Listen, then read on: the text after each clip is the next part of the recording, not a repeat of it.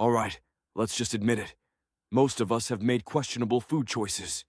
Whether it's devouring a bag of neon-colored candy at midnight or negotiating with yourself over just one more slice of pizza, we've been there.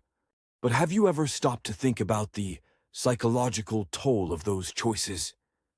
As it turns out, what's on your plate is essentially a mood ring for your brain. That's right, food is directly tied to your mental and emotional health, and positive psychology has the science to back it up. Let's start with this fun fact. Studies reveal that people who eat a balanced diet high in fruits, vegetables, and whole grains report 25% lower rates of depression than those on fast food-heavy diets loaded with processed sugar and unhealthy fats. The reason?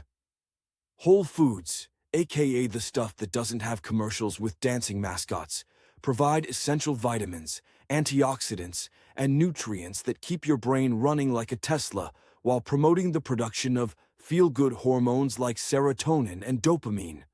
Fast food, on the other hand, runs your brain like an old lawnmower, sputtering, stuck in a loop of brain fog, anxiety, and low energy.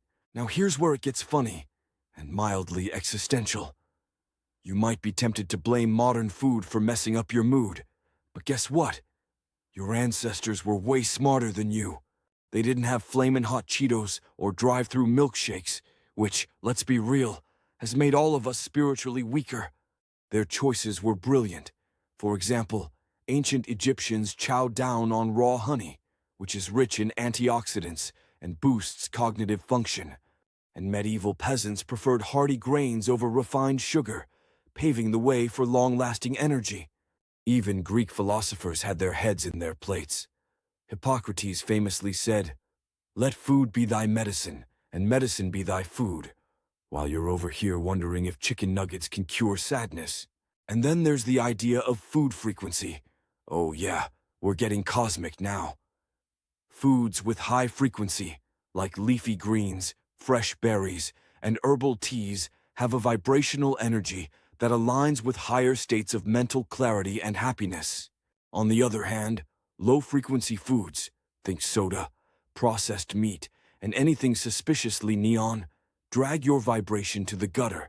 Ancient yogis believed in eating light foods to remain spiritually attuned, while Doritos were probably sent here by chaos gods to test humanity's self-control. Speaking of control, you know how your brain's like, eat the fries now, deal with the guilt later. Yeah, that's your warped dopamine system.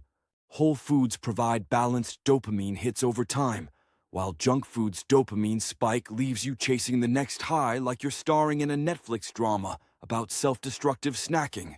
So, what's the takeaway here? If you want to crack a joke without existential dread in the middle of a party, eat foods that work for your brain long-term. Start small. Swap chips for walnuts. They're brain fuel.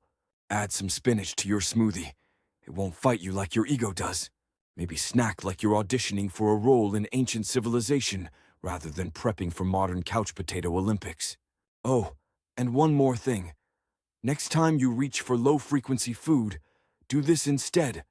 Ask yourself, would Hippocrates approve? Spoiler, he wouldn't. That's your cue to grab an apple and raise your brain's vibration.